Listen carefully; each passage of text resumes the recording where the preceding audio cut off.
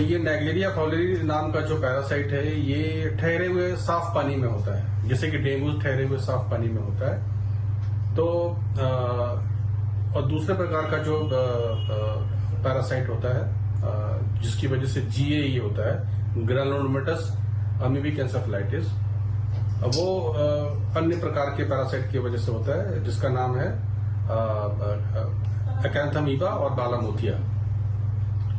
तो इसके लक्षण क्या होते हैं? तो जो प्राइमरी अमीबिक मेनिंगोएन्सेफेलाइटिस है उसका जो क्लिनिकल फीचर है वो काफी हद तक एक्यूट बैक्टीरियल मेनिंजाइटिस, जिसको दिमागी बुखार कहते हैं, उससे काफी मिलता जुलता है। तो उसमें बुखार आना, सर दर्द होना, उल्टी होना, तेज रोशनी से सेंसिटिविटी होना, ये सब उसमें शामिल है। पेशेंट बड़ी जल्दी उसमें डिटोरेशन आ जाता है, 1-2 दिन के अंदर ही पेशेंट की हालत बहुत सीरियस हो जाती है। अब बड़ा सवाल ये भी है कि दिमाग खाने वाले अमीबा को कैसे पहचानें और इसका इलाज क्या है। यूएस के centre for disease control and prevention यानी CDC के मुताबिक नेग्लेरिया फाउलेरी इन्फेक्शन का पता लैब टेस्ट से चलता है, लेकिन ये टेस्ट दुनिया भर में केवल कुछ लैब में ही उपलब्ध हैं। ये संक्रमण बहुत दुर्लभ है और इनका पता लगाना कठिन होता है। कई बार तो लोगों की मौत के बाद इस इन्फेक्शन का पता चलता है। नेग्लेरिया फाउलेरी अमीबा ब्रेन के ऊतकों को नष्ट कर सकता है और ब्रेन में सूजन पैदा कर सकता है। ये अमीबा 30 डिग्री सेल्सियस से ऊपर के तापमान में रहता है और 42 डिग्री सेल्सियस तक के तापमान को सहन कर सकता है। ये संक्रमण बहुत तेजी से फैलता है, ऐसे में इसकी पहचान करना मुश्किल हो जाता है। हालांकि इन्फेक्शन का सही वक्त पर पता चल जाए तो कुछ दवाओं के जरिए व्यक्ति की जान बचाई जा सकती है। ऐसे में सवाल ये भी है कि क्या अमीबा का संक्रमण फैल सकता है? तो इसका जवाब है नहीं, क्योंकि नेग्लेरिया फाउलेरी यानी दिमाग खाने वाला अमीबा का संक्रमण एक व्यक्ति से दूसरे व्यक्ति में नहीं फैल सकता। हालांकि ये कोई आम अमीबा नहीं है जिसके संक्रमण को एंटीबायोटिक दवाओं से खत्म किया जा सके। ये इतना घातक है कि समय रहते संक्रमण को नहीं रोका जाए तो 5 से 10 दिन में इंसान की मौत हो सकती है।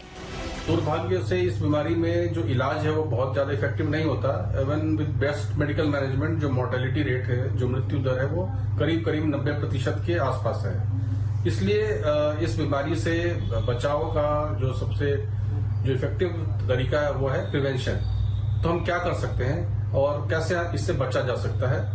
तो जैसा कि मैंने बोला कि ये जो पैरासाइट है, ये या तो नेग्लेरिया फाउलेरी या अकैंथामीबा, ये ठहरे हुए साफ पानी में पाया जाता है। तो अक्सर गांव में देखा जाता है कि जो छोटे बच्चे होते हैं वो तालाब में नहाते हैं, तो ऐसा करने से बचना चाहिए।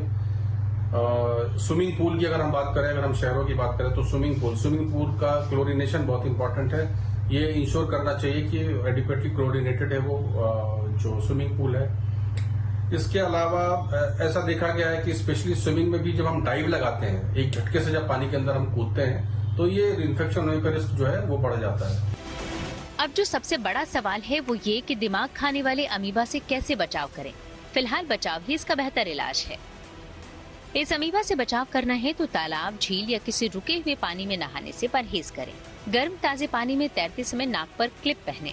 तैराकी के बाद हमेशा नहाएं। अगर संभव हो तो अपना सिर पानी में न डुबोएं। तैराकी स्थलों पर जाने से पहले स्थानीय सलाह की जांच करें।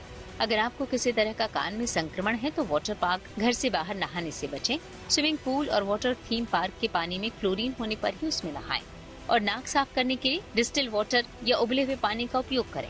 वहीं गर्मी और बरसात के महीनों में इसकी संभावना ज्यादा बढ़ जाती है।